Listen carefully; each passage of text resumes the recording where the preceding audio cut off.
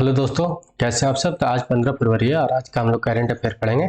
जैसे डेली पढ़ते हैं, एक करंट अफेयर किस एग्जाम के लिए महत्वपूर्ण है। तो भारत का आप कोई भी एग्जाम दीजिए, उसमें अगर करंट अफेयर पूछा जाता है तो उसके लिए 100% महत्वपूर्ण साबित होगा ही होगा। अगर जैसे में भी यूपीएससी का कोई वनडे एग्जाम देते हैं, पीसीएस का कोई एग्जाम देते हैं, जैसे कि यूपी का पीसीएस है, बिहार का है, झारखंड का है, राजस्थान का है, हम लोग जानते हैं कि 30 से 40 क्वेश्चन तक क्या होता है, करंट अफेयर का ही होता है। तो आपका ये बहुत ज़्यादा महत्वपूर्ण साबित हो जाता है वहाँ के लिए। बैंक का कोई एग्जाम दीजिए, एसएससी का कोई एग्जाम दीजिए, रेलवे का कोई भी एग्जाम दीजिए, और भी जो कम्पिटेटिव एग्जाम है, अगर उसमें करंट अफेयर होता है तो उसके लिए महत्वपूर्ण होगा। साथ में आपका स्टैटिक्स और मैप भी पढ़ा दिया जाता है करंट अफेयर के साथ, तो आपका बैकग्राउंड भी सारा कंप्लीट होते चलता है। वीडियो अच्छा लगेगा तो लाइक कर लीजिएगा, कमेंट कर दीजिएगा, शेयर कर दीजिएगा, सब्सक्राइब कर लीजिएगा और बेल आइकन को दबा के रखिएगा ताकि आपके पास नोटिफिकेशन समय पे पहुंचता रहे। तो चलिए आज का क्लास शुरू करते हैं। पहला क्वेश्चन क्या है कि प्रधानमंत्री नरेंद्र मोदी राष्ट्रीय आदि महोत्सव का उद्घाटन कहाँ करेंगे, ये आपको बताना है। तो पहला ऑप्शन है राजस्थान, दूसरा ऑप्शन है न्यू दिल्ली, तीसरा ऑप्शन है केरल और चौथा ऑप्शन है आपका नागालैंड। तो इसका जो सही उत्तर क्या है, न्यू दिल्ली में ये जो है आदि महोत्सव, राष्ट्रीय आदि महोत्सव का उद्घाटन प्रधानमंत्री 16 फरवरी को करेंगे, ये बात याद रखिएगा। ठीक है, ये जानकारी कौन दिए, तो श्री अर्जुन मुंडा जो है अपने केंद्रीय जनजाति कार्य का मंत्री जो है, ये बताएं एक समारोह में कि प्रधानमंत्री नरेंद्र मोदी 16 फरवरी को मतलब दिल्ली में कहाँ, ध्यानचंद नेशनल स्टेडियम में ये महोत्सव का उद्घाटन करेंगे। आदि महोत्सव का, ये बात याद रखिएगा, राष्ट्रीय आदि महोत्सव का उद्घाटन करेंगे कब, 16 फरवरी को।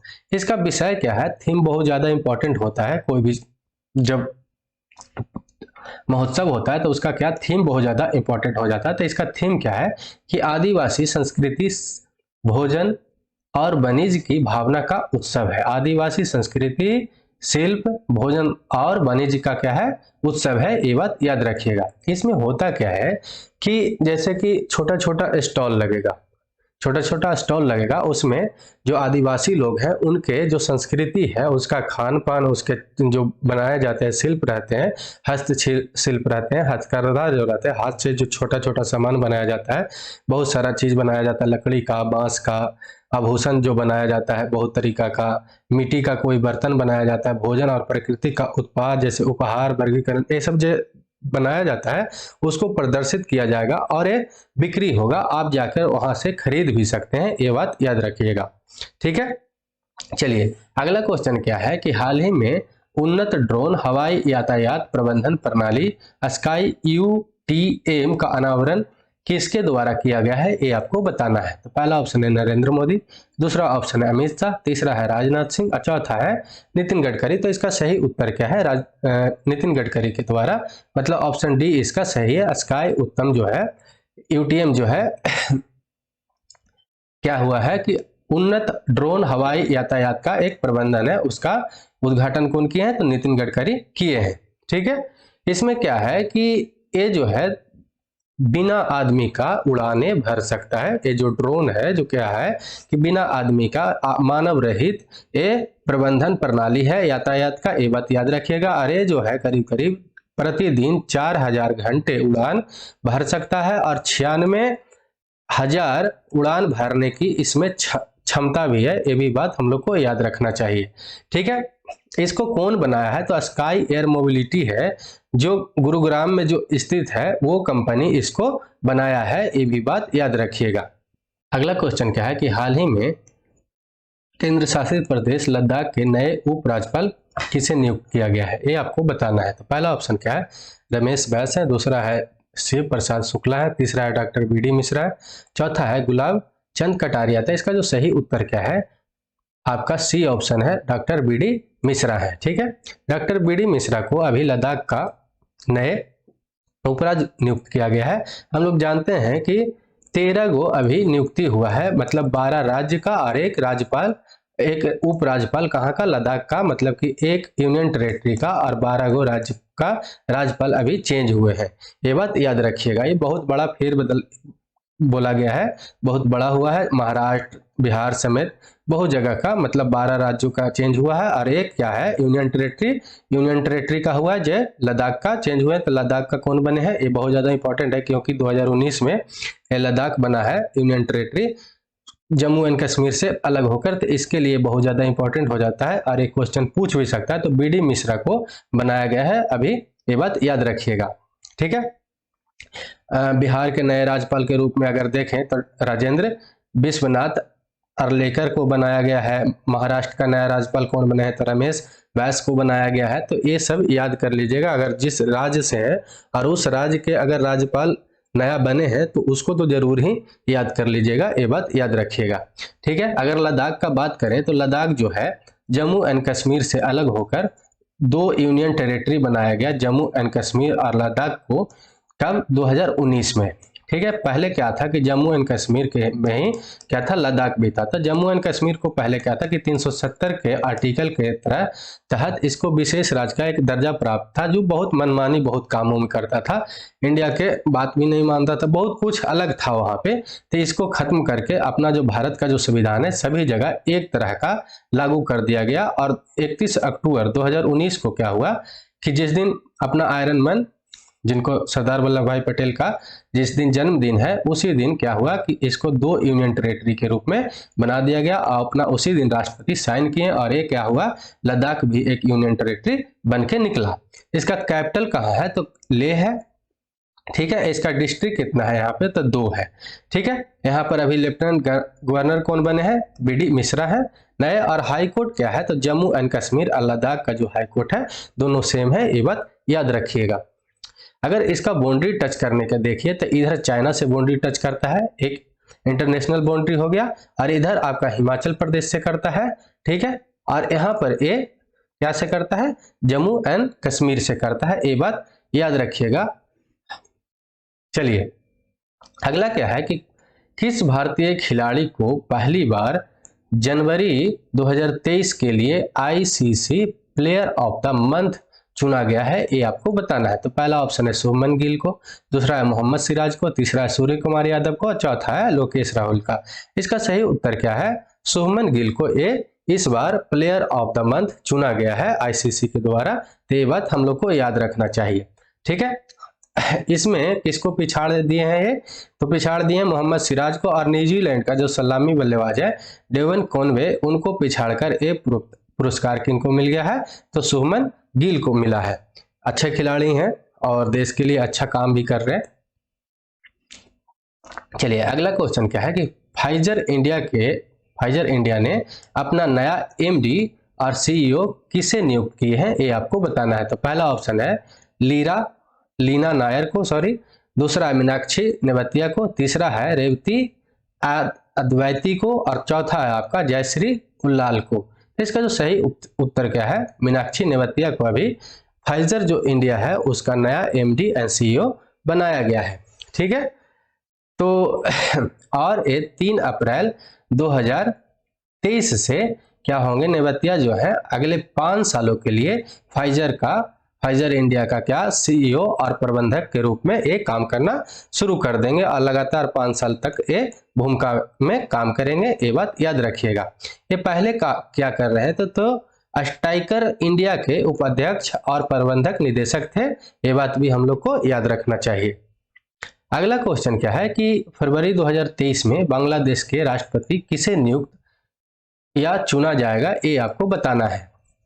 तो पहला ऑप्शन है आपका मोहम्मद शहाबुद्दीन, दूसरा ऑप्शन है इब्राहिम जायसी, तीसरा ऑप्शन है विद्या देवी भंडारी, और चौथा ऑप्शन है जस्टिस टुंड्रो। तो इसका जो सही उत्तर क्या है, मोहम्मद शहाबुद्दीन इसके क्या बनेंगे, नए बांग्लादेश के राष्ट्रपति बनेंगे, ठीक है। ये बात याद रखिएगा। मोहम्मद शहाबुद्दीन को 13 फरवरी को ये सूचना जारी दिया है कि बांग्लादेश के अगले राष्ट्रपति ये होंगे, ठीक है। अभी जो राष्ट्रपति कौन है, तो राष्ट्रपति अब्दुल हमीद हैं, जो 23 अप्रैल को क्या करेंगे, अपना पद को समापन करेंगे। और एक बात याद रखिएगा, यहाँ का जो कोई भी मतलब जो राष्ट्रपति हैं 2 बार से ज्यादा नहीं बन सकते हैं, और एक सेशन में कितने साल के होते हैं, तो 5 साल के लिए राष्ट्रपति बनते हैं, और 2 बार से ज्यादा यहाँ पर बांग्लादेश में कोई भी राष्ट्रपति नहीं बन सकता है, ये बात याद रखिएगा। अपना कार्यकाल सिर्फ 2 ही बार कर सकते हैं, मतलब कि 10 साल कार्यकाल कर सकते हैं, ठीक है। चलिए बांग्लादेश के बारे में अगर जाने तो बांग्लादेश का जो कैपिटल और सिटी लार्जेस्ट कौन है? तो ढाका है, ये भी बात हम लोग को याद रखना चाहिए। ऑफिशियल लैंग्वेज क्या है? तो बंगाली यहाँ पर चलता है। प्रेसिडेंट अभी कौन है? तो मोहम्मद अब्दुल हमीद है। प्राइम मिनिस्टर कौन है? तो शेख हसीना है। ये बात हम लोग को याद रखिएगा। और जो एक बात है कि यहाँ पर ये चीज याद रखिएगा कि ये कब बना था, तो डिक्लेयर कब हुआ था? तो 26 मार्च 1971 को ये बांग्लादेश को डिक्लेयर किया गया था। विक्ट्री डे कब था? तो 16 दिसंबर 1971 को। कॉन्स्टिट्यूशन इसका कब बना? तो 16 दिसंबर 1972 को ये पूरी तरह से सारा कुछ हो गया और बांग्लादेश नया बना जो पाकिस्तान से अलग हुआ था। ठीक है। अगर बांग्लादेश का बाउंड्री टच के बारे में पूछे तो सबसे ज्यादा इंडिया से अगर कोई इंटरनेशनल बाउंड्री जो टच करता है, मतलब इंडिया जो है सबसे ज्यादा इंटरनेशनल बाउंड्री किसी से शेयर करता है किलोमीटर में दूरी में, तो किससे करता है? बांग्लादेश से करता है, जो 4000 किलोमीटर से भी ज्यादा होता है। ठीक है। इधर किससे ये बाउंड्री टच करता है? तो वेस्ट बंगाल से करता है। इधर किससे बाउंड्री ये टच करता है? तो असम से करता है, यहाँ और यहाँ।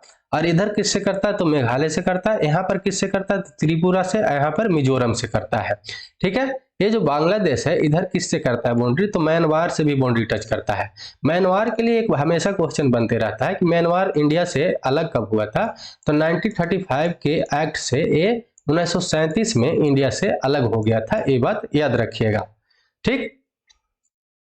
अगला क्वेश्चन क्या है कि वर्ल्ड बैंक ने भूकंप से प्रभावित तुर्की के लिए कितने अरब डॉलर की सहायता की घोषणा की है? ये तुर्की इसलिए लिखा गया है क्योंकि तुर्की अपना नाम चेंज कर लिया देश के, और क्या रखा है? तुर्की कर दिया है अपना नाम, इसलिए तुर्की है, एक गलती नहीं है। ये बात याद रखिएगा। तो पहला ऑप्शन क्या है कि वर्ल्ड बैंक कितना देगा पैसा? तो पहला ऑप्शन क्या है? 1.5 अरब डॉलर, दूसरा है 1.78 अरब डॉलर, दूसरा है 2 अरब डॉलर या 2.5 अरब डॉलर। तो इसमें आपका सही उत्तर क्या है? 1.78 अरब डॉलर तुर्की को क्या मिलेगा? सहायता के रूप में मिलेगा। ठीक है। वर्ल्ड बैंक ने अभी घोषणा किया है कि कितना देंगे? 1.78 अरब डॉलर की सहायता देंगे। अभी तत्काल में कितना पैसा दिया गया है? तो 780 डॉलर अभी मिलियन डॉलर अभी तत्काल में वर्ल्ड बैंक सहायता दिया है। क्या हुआ है कि वहां पर एकाएक अपने आप अकस्मात क्या हुआ कि भूकंप आ गया है और सीरिया और तुर्की में बहुत ज्यादा प्रभाव हुआ और बहुत सारे लोग घायल भी हुए और बहुत सारे लोग को तो मृत्यु भी हो गया है। इसके लिए एक बात याद रखिएगा, भारत अपना ऑपरेशन चलाया है वहां पे मदद करने के लिए। उस ऑपरेशन का नाम क्या है? ऑपरेशन दोस्त नाम है। ये बात जरूर याद रखिएगा कि जो भारत क्या है तुर्की के लिए कौन सा ऑपरेशन दिया है, मतलब सहायता करने के लिए कौन सा ऑपरेशन चलाया है? तो ऑपरेशन दोस्त चलाया है। ये बात याद रखिएगा। बहुत ज्यादा एक क्वेश्चन पूछा जाएगा आगे जाके, देखिएगा हर एग्जाम में, तो ये बात हम लोग को याद रखना चाहिए। अच्छा, वर्ल्ड बैंक के बारे में अगर जाने तो वर्ल्ड बैंक का हेडक्वार्टर कहाँ है? तो वाशिंगटन डीसी में है, जो यूनाइटेड स्टेट ऑफ अमेरिका का राजधानी है, वहां पे है। अभी प्रेसिडेंट कौन है? तो डेविड मालपास है। और फाउंडेड कब हुआ था? तो जुलाई 1944 में ये बना था। ये बात याद रखिएगा। ब्रेटन वुड कन्वेंशन जब हुआ था तो उसी के थ्रू ये वर्ल्ड बैंक बना था। और इसका पेरेंट कंपनी कौन है, मतलब पेरेंट ऑर्गेनाइजेशन कौन है? इसका पेरेंट ऑर्गेनाइजेशन कौन है? तो वर्ल्ड बैंक ग्रुप है। इसमें 4 से 5 क्या है कि बैंकों का समूह है और उसी में एक वर्ल्ड बैंक है। ये बात याद रखिएगा। और इसका अगर मतलब फाउंडर पूछ ले तो जॉन मैनार्ड है, हैरी डेक्स्टर वाइट है, तो इसके फाउंडर के रूप में थे। तो ये भी बात हम लोग को याद रखना चाहिए। अगर तुर्की के बारे में जाने तो तय्यिप एर्दोगन यहाँ के कौन है? प्रेसिडेंट है। अगर कैपिटल कहाँ है तुर्की का? तो अंकारा है। और करेंसी क्या है? तो तुर्किश लीरा है। यहाँ पर करीब करीब 8.5 करोड़ क्या है जनसंख्या है वर्ल्ड बैंक के 2021 के अनुसार। और कॉन्टिनेंट कौन से आते हैं? कौन सा महाद्वीप में तुर्की आता है? तो यूरोप और एशिया के महाद्वीप में आता है। यहाँ के ऑफिशियल लैंग्वेज का बात किया जाए तो किससे कौन सा भाषा है? तो ये तुर्किश है। अगर ये तुर्की किससे किससे बाउंड्री टच करता है तो इसको मैप में देखने के लिए ज्यादा अच्छा होगा। तो ये जो मैप है कि इधर बुल्गारिया से करता है, इधर ग्रीस से करता है बाउंड्री टच, इधर आपका जॉर्जिया से करता है, इधर आर्मेनिया से करता है, इधर अजरबैजान से करता है, इधर किससे करता है? तो ईरान से करता है, इधर इराक से बाउंड्री टच करता है, इधर ये सीरिया से बाउंड्री टच करता है। साइप्रस से नहीं करता। साइप्रस पूरी तरह से क्या है? ये वाटर में है, मतलब कि ये टापू है इधर इसके नीचे क्या है तो मेडिटेरियन सी है, और इधर क्या है तो ऊपर में क्या है तो ब्लैक सी है। ये भी क्वेश्चन पूछता है कि तुर्की है जो ब्लैक सी से बाउंड्री टच करता है कि नहीं, कभी कभी पूछ लेता है, या ब्लैक सी से कौन कौन सा है देश जो बाउंड्री टच करता है। तो याद कर लीजिएगा, जॉर्जिया, रसिया, इधर बुल्गारिया, तुर्की है, और भी यूक्रेन जो है याद कर लीजिएगा, ठीक है। और दूसरा बात इसमें एक इंपॉर्टेंट क्या है कि यहाँ पर सी ऑफ मरमरा है जो बहुत ज्यादा न्यूज में रहता है। एक क्या है कि यहाँ पर एक पतला सा पासेज है जो ब्लैक सी और ये जो मेडिटेरियन सी के जो है इस पार्ट को क्या करता है, ये जोड़ने में काम करता है, ठीक। चलिए अगला क्वेश्चन क्या है कि हाल ही में प्रधानमंत्री नरेंद्र मोदी ने एशिया के सबसे बड़े एरो शो एरो इंडिया 2023 का उद्घाटन किस शहर में किए हैं, ये आपको बताना है। तो पहला ऑप्शन क्या है जयपुर, दूसरा है चेन्नई, तीसरा है बेंगलुरु और चौथा है अहमदाबाद। तो इसका जो सही उत्तर क्या है, बेंगलुरु मतलब कर्नाटका में ये उद्घाटन किए हैं, ठीक है, ये बात याद रखिएगा। 14वें संस्करण का भव्य संस्करण हुआ 14वें संस्करण का बेंगलुरु में एरो शो और एरो इंडिया का उद्घाटन नरेंद्र मोदी 2023 का इसका उद्घाटन किए हैं। कहाँ पे, तो बेंगलुरु में किए हैं। इसमें जो है अपने सेना प्रमुख जो है भारतीय वायुसेना प्रमुख चीफ मार्शल BR चौधरी ने भी नेतृत्व की भूमिका निभाए। और जो है इसमें अगर मेगा शो की बात किया जाए तो इस मेगा शो में 700 टोटल 31 एग्जीबिटर्स भाग लिए हैं, और जिसमें 633 डोमेस्टिक थे मतलब अपने ही देश के थे, और 98 इंटरनेशनल लेवल के इसमें भाग लिए हैं। तो इस बार का थीम भी अगर पूछ सकता है कि थीम क्या है, द थीम क्या बताइएगा, the runway to a billion opportunities इस बार का इसका थीम है। और ये जो क्या है कि एशिया का सबसे बड़ा शो होता है, ये भी बात याद रखिएगा। और कितना नंबर के हुआ है, तो 14वां नंबर के। कहाँ पे हुआ है, तो बेंगलुरु में हुआ है, इतना तो याद ही रखना है। चलिए अगला क्वेश्चन क्या है कि इंग्लैंड के किस खिलाड़ी ने क्रिकेट के सभी प्रारूपों से संन्यास लेने के लिए घोषणा किए हैं, ये हम लोग को बताना है। तो पहला ऑप्शन क्या है बेन स्टोक्स, दूसरा क्या है इयोन मॉर्गन, तीसरा क्या है जो रूट और चौथा क्या है मोहम्मद अली। तो इसका जो सही उत्तर क्या है, इयोन मॉर्गन जो पहले क्या थे, यहाँ का कैप्टन भी थे। तो ये भी बात हम लोग को याद रखना चाहिए। और ये बहुत सफल मतलब एक क्रिकेटर थे। और ये जो है 2019 का जो वर्ल्ड कप हुआ था इसको भी जिताकर इंग्लैंड को दिए थे, ये भी बात हम लोग को याद रखना चाहिए। तो इयोन मॉर्गन जो है सभी मतलब इंटरनेशनल से संन्यास लेने वाले हैं, फॉर्मेट से, वनडे हो मतलब टेस्ट हो, सीरीज T20 हो, सारे से क्या करने वाले हैं तो संन्यास लेने वाले हैं। अगला क्वेश्चन क्या है कि हाल ही में विश्व रेडियो दिवस कब मनाया गया है, ये हम लोग को बताना है। तो पहला ऑप्शन है 11 फरवरी को, दूसरा है 12 फरवरी को, तीसरा है 13 फरवरी को और चौथा है 14 फरवरी को। तो इसका सही उत्तर क्या है, 13 फरवरी को विश्व रेडियो दिवस मनाया जाता है, ये बात हम लोग को याद रखना चाहिए, ठीक है। ये रेडियो दिवस क्यों मनाया जाता है, इसका क्या महत्व है, तो ये जो जनता और मीडिया के बीच क्या है जागरूकता बढ़ाने का काम करने के लिए ये हर साल क्या होता है कि 13 फरवरी को विश्व रेडियो दिवस के रूप में मनाया जाता है।